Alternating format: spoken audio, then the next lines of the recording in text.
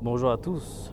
Et bonjour à tous. Alors aujourd'hui, petite escapade en pépinière, étant donné qu'on va chercher aujourd'hui pas mal d'arbres fruitiers qui sont beaucoup plus compliqués à faire pousser pour les planter dans le jardin et produire des fruits cette année, en plus de ce qu'on a déjà. Ce qu'on a déjà, c'est donc un cerisier, un pommier qui donne un max de pommes, deux figuiers et un noisetier. Et on va rajouter pas mal d'autres arbres fruitiers dont je vais vous citer tous les arbres fruitiers, c'est-à-dire un poirier, un prunier, deux framboisiers, deux myrtillers, deux mûriers, baie de goji, groseillier et un raisin.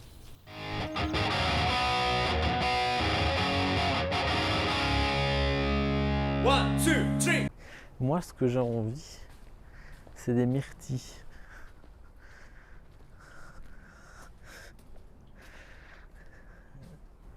Je sais pas où sont les myrtilles. Je sais même pas si ça pousse ici.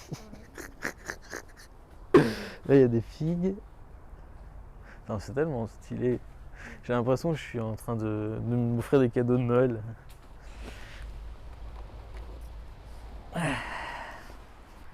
Tchac, tchac, tchac. Viens prendre des myrtilles et des groseilles. C'est quoi cette merde? C'est quoi ça?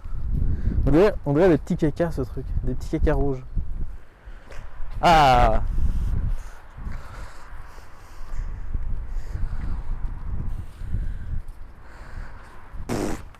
Je m'y connais pas, je prends un truc au pif. Ouais. Enfin, genre, il y a trois couleurs différentes, j'ai l'impression que c'est les mêmes couleurs. On prend lesquelles, on prend lesquelles, on prend lesquelles. Viens, on prend ça, il y a un gâteau. Ah, mais c'est le petit. Il y a un gâteau. On en prend deux.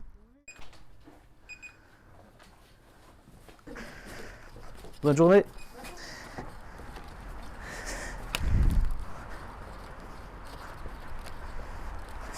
Je pense au total, on a 14 plantes à peu près. Il faut toujours, pour moi, il faut toujours comptabiliser l'une ou l'autre plante qui ne fonctionnera pas ou moins bien. Et une plante qui meurt, c'est normal. C'est ça qu'il faut aussi garder en tête. Bon, moi, ici, cette année, il y a peut-être un peu trop de plantes qui sont décédées. Mais il faut garder ça à l'esprit que le fait qu'une plante ne fonctionne pas la première année, ça ne veut pas dire que la deuxième année, elle ne repartira pas.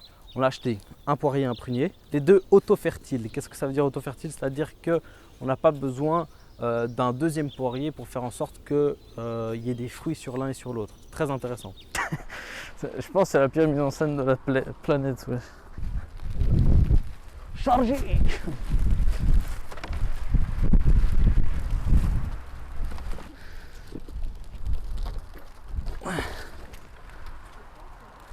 Ce qui est important quand même à noter, c'est qu'on n'a pas été chercher toutes ces plantes au Deleuze. Non, on a été dans une pépinière 100% bio, dans laquelle vous aurez le lien d'office dans la description.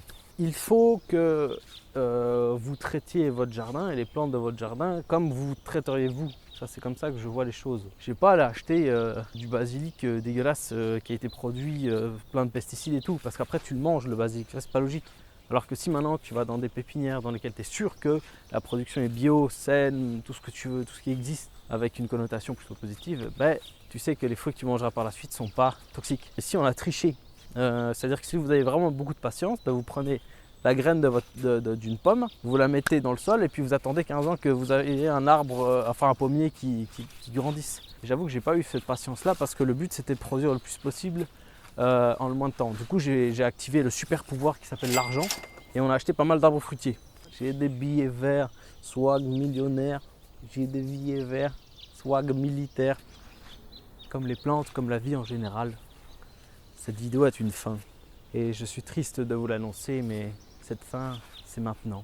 Vous pouvez vous abonner, partager la vidéo un max et on se voit dans 2 semaines pour la partie 2.